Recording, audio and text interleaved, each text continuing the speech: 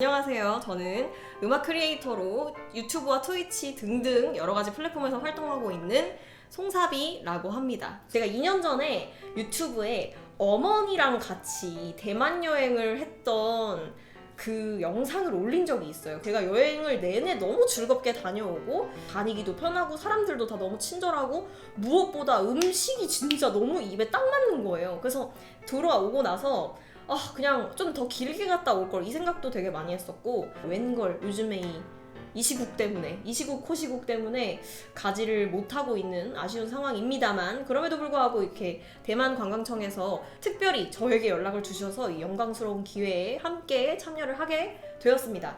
오늘의 주제는요, 대만족 음악 토크 콘서트 첫사랑 인 타이완. 그러니까 대만 하면은 워낙 그 첫사랑 관련된 영화들도 많고 하다 보니까 이런 이미지로다가 또 방송을 진행하게 되었는데, 친해지려면 서로의 첫사랑 정도는 한 번씩 얘기를 해줘야 이제 또 가까워진단 말이죠. 그래서 여러분은 또 어떤 사연을 가지고 있는지 알아보도록 하겠습니다. 지금 제 눈에 딱 보이는 것들을 소개해 보겠습니다. 이런 내용이 있습니다. CH로 시작되는 닉네임 분께서 남겨주신 글입니다. 이제 소중해서 가족이나 다름없지만 나한테 첫눈에 반했다며 쭈뼛대며 고백도 제대로 못하던 남자친구가 기억나네요. 그 마음을 받아주고 함께하는 시간 흐르는 것도 너무 아깝던 그런 시간들. 코로나 끝나면 이제 진짜 가족 되는 일이 남았다고요? 그러면은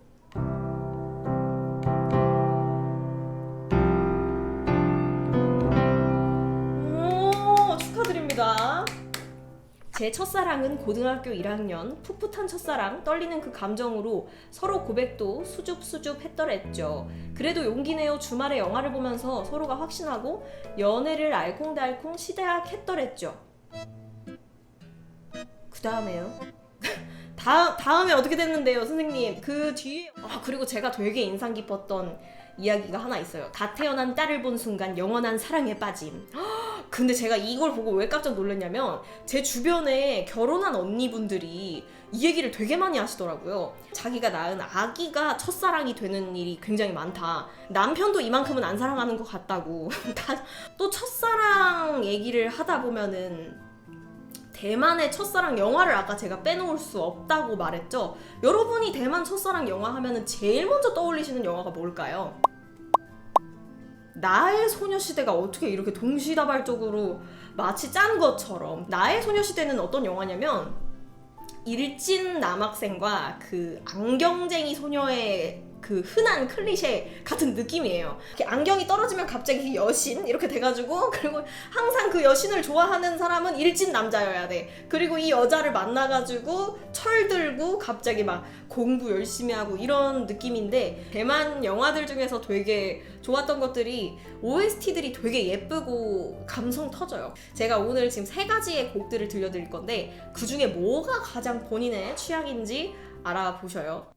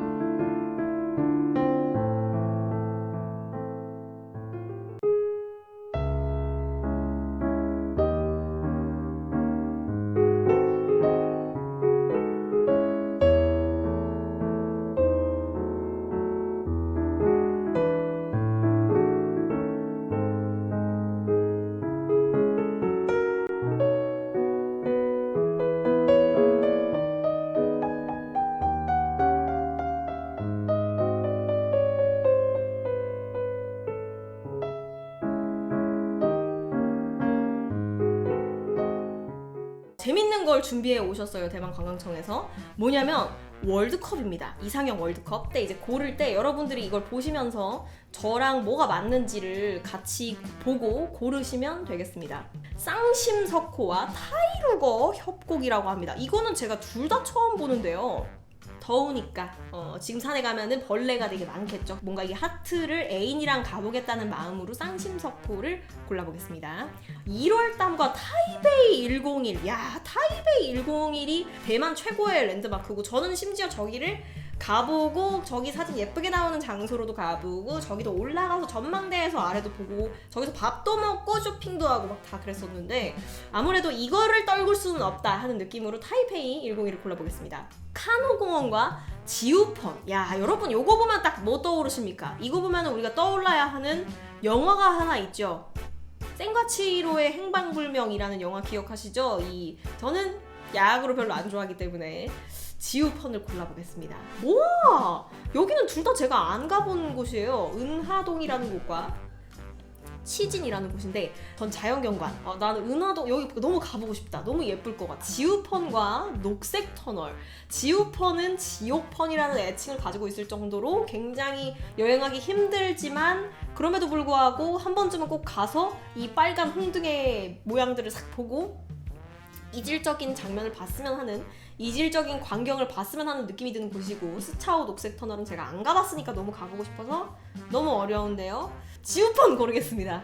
와, 이것도 진짜 어렵다. 타이페이 용산사와 중정기념당입니다. 둘이 같은 날 갔었는데 제 기억에 저희가 중정기념당을 먼저 갔다가 용산사를 밤늦게 갔던 기억이 나요. 용산사 고르겠습니다. 왜냐면 소원을 이루어준다잖아요, 여러분. 소원을 또 우리가 가서 빌어야 되지 않겠어요? 가가지고. 와, 결승이 이렇게 돼버렸네. 근데 또 하필 또 결승전이 이렇게 대만의 정치를 가장 특이하게 느낄 수 있는 장소 두 군데가 확 이렇게 남아있네요. 제 선택은요, 지우펀 고르겠습니다. 물론 사람이 너무 많아서 힘들었지만 지우펀에서 여러분께서 뭔가 뭐랄까 이 거장이 여기서 영감을 얻으신 것처럼 여러분도 가서 뭔가 이 이질적인 광경을 경험하면서 뭔가 이렇게 딱 이렇게 느끼시는 게 있었으면 좋겠다는. 대만에는 굉장히 또 많은 여행지들이 있는데요, 여러분들이 혹할 만한 곳이 있어요. 바로 솔로 탈출이 가능한 여행지.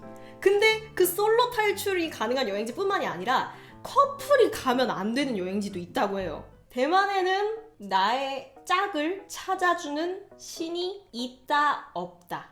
대만에도 나의 짝을 찾아주는 연인이 있다고요.